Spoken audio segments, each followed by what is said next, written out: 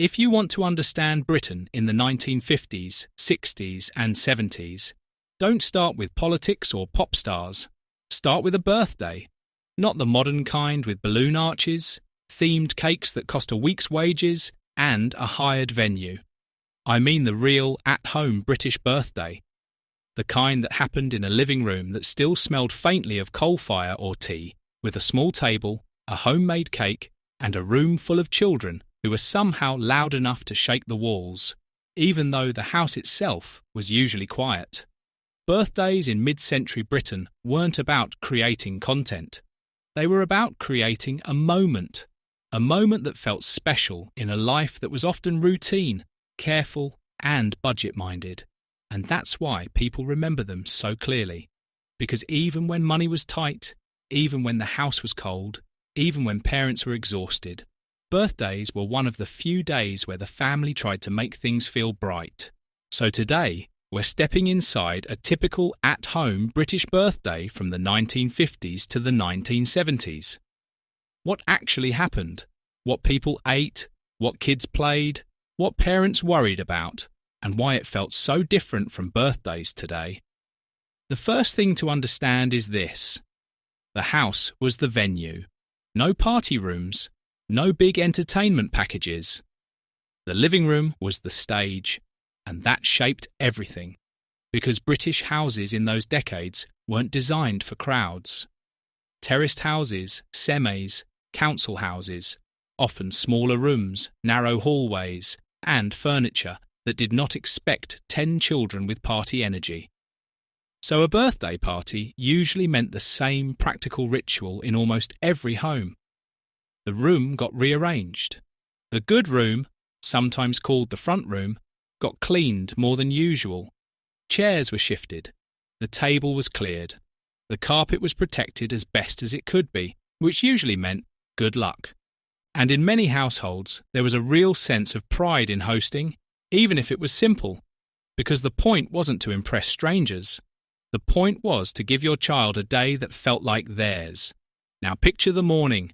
If you were the birthday child, you woke up with a special kind of energy, because you knew something was different. For many kids, the first moment of the birthday wasn't even the present. It was the attention. Someone saying happy birthday like it mattered.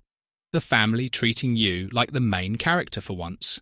In some homes, you'd get breakfast in bed if you were lucky. Something simple, like toast and tea, maybe a boiled egg. Nothing fancy. And then the presents. This is where modern viewers often misunderstand the past.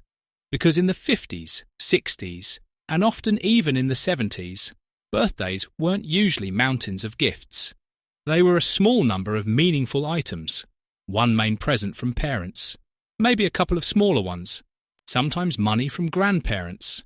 Sometimes a book, a toy, a piece of clothing, something useful. And that was normal. Because families didn't buy everything all the time.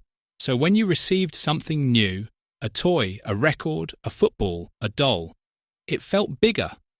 You didn't just unwrap it and move on. You used it. You played with it immediately. You showed it to everyone. You carried it around the house like proof that today was special. And then there were the birthday cards. The cards mattered. They weren't just decoration. They were a visible sign that people remembered you. Aunts, uncles, grandparents, neighbours, sometimes the whole street. Cards went on the mantelpiece, lined up like little trophies. And the best part, for many kids, the money inside. A crisp note, a coin taped to the card, a secret little treat fund for later. Now let's move into the part everyone remembers most, the food. Because British at-home birthdays were built around a few legendary staples. First, the cake.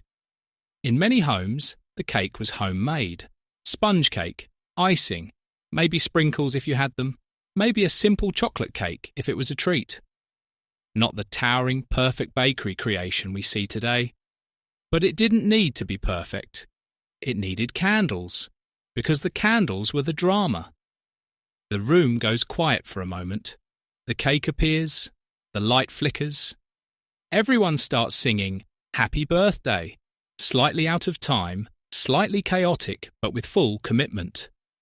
And then the important rule: you blow out the candles in one go, or everyone pretends you did. And if you were told to make a wish, you took it seriously, because childhood made wishes feel real. Then came the tea table. This is where British birthdays become instantly recognisable. A spread of simple party food that wasn't expensive, but somehow felt like a feast. Sandwiches, often cut into triangles. Jam sandwiches were common. Sometimes ham, sometimes egg, sometimes cheese spread. Then the classics: sausage rolls, little pastries, biscuits, crisps, jelly. Sometimes trifle for bigger family gatherings. And then, the thing kids waited for: party bags. Not always, not in every home, but very common by the later 60s and 70s. A small bag with a mix of sweets, maybe a balloon, maybe a tiny toy, maybe a bit of cake wrapped in a napkin if your mum was practical. It wasn't expensive, but it was a prize, and the party bag carried the most British message of all. You're leaving with something. We looked after you. Thanks for coming. Now, what did children actually do at these parties? Here's the truth. They created chaos in a controlled space, because British parents didn't have a professional entertainer. They had classic games, and these games were repeated across the country like traditions. One of the biggest was pass-the-parcel. A parcel wrapped in layers of paper. Music plays, often from a radio or record player. Kids pass it around. When the music stops, the kid holding it unwraps one layer. And the tension builds, because everyone wants to be the one who finds the prize. Sometimes there was one prize in the middle. Sometimes there were small sweets in every layer, depending on the family's budget. Then there were party games like musical chairs. Simple, brutal. Everyone remembers the moment someone loses and pretends they're not upset. And then, of course, the older classic, blind man's buff. The kind of game that instantly turns a polite living room into a battlefield. Kids laughing, screaming, furniture being bumped, parents shouting from the kitchen, "Mind the table!" Because the adults weren't trying to ruin the fun, they were trying to protect the house. And this brings us to one of the most important parts of at-home birthdays in those decades: the adult stress behind the scenes. The parents, usually mums doing most of the labour in many households, weren't experiencing a cute family moment. They were running an operation, cleaning, cooking, preparing, keeping an eye on children, making sure nobody broke anything, making sure the neighbours didn't complain, making sure food was enough, making sure it felt fair, making sure the birthday child felt loved. And because the house was the venue, every mess was personal. Spilled squash on the carpet wasn't someone else's problem. It was your carpet, so you can almost hear the classic phrases in the background. "Don't run in the house." "Sit down properly." "Mind that." "Stop screaming." "Be careful." And children would ignore it, and the adults would repeat it, and that was the rhythm. Now, birthdays weren't always children's parties. Sometimes the birthday was more of a family event. Especially in the 1950s and early 60s, a birthday might be quieter. Tea with grandparents, cake after dinner, presents, a few photos, a feeling of being cared for. And those family gatherings had their own ritual.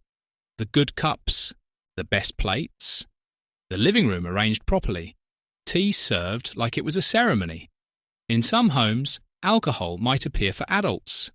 In others, it stayed very modest. But the point was the same. The family paused. And pausing mattered in those decades because life often didn't give you many pauses. Then there were the sounds. This era had a specific birthday soundtrack. Children's laughter in a room that normally stayed calm. The clink of teacups. The scrape of chairs on carpet. The sound of a record or radio playing. Sometimes the doorbell again and again as kids arrived. And every arrival followed a pattern. A child arrives, often in their best clothes. They bring a small present, maybe wrapped, maybe in a bag. They're slightly awkward for 30 seconds. Then they join the chaos and disappear into the group. Parents would stand at the door, doing that polite British thing. A quick greeting, a quick thanks, a quick handover.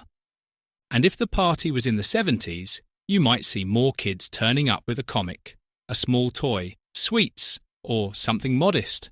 Not because everyone was stingy, because that was normal.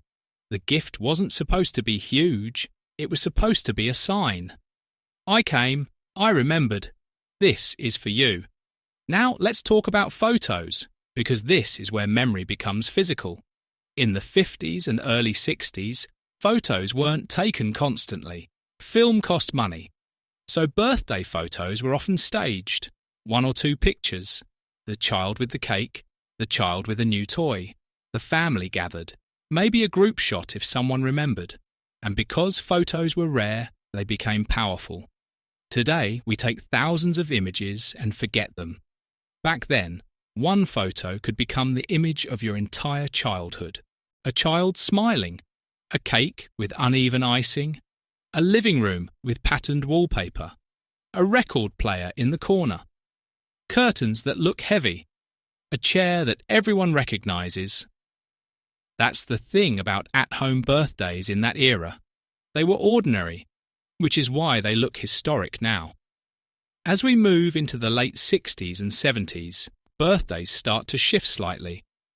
More packaged snacks appear, more branded treats, more party bags, more kids' products. But the structure stays similar. The house, the tea table, the games, the cake, the singing, the controlled chaos. And there's one detail people often mention when they remember those parties. The rules. Even on your birthday, British childhood still had rules. You still had to say thank you. You still had to share. You still had to behave, at least a bit.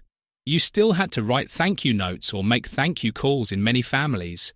And if you didn't, you'd hear about it later. Because the social side of birthdays mattered. It wasn't only my special day. It was also a lesson in manners. How to host, how to attend, how to be grateful. Now, if you want the emotional truth, the reason this topic hits people so hard, it's this. At-home birthdays felt bigger because daily life was smaller. There was less constant entertainment, less constant buying, less constant celebration. So when a birthday arrived, it stood out. The cake felt bigger, the sweets felt rarer, the presents felt more meaningful, the attention felt deeper. And because the whole thing happened in the home, it's tied to the deepest kind of memory, domestic memory. You don't just remember what you got. You remember what the room looked like. You remember the smell. You remember the sounds. You remember your mum's voice telling people to wipe their feet. You remember your dad trying to be friendly with the other parents. You remember the nervous excitement of waiting for friends to arrive. That's why birthdays from that era feel so vivid. Because they weren't outsourced. They were handmade. If you grew up in Britain in the 1950s, 60s or 70s, your birthday wasn't a production. It was a home event. A living room full of noise, a table full of simple food, a cake that mattered more than it cost, a handful of gifts that felt huge, games that turned the house into chaos, and parents working quietly in the background to make it all happen. And maybe that's the real reason people miss it. Not because everything was better, but because celebrations felt human. Small, imperfect, and real.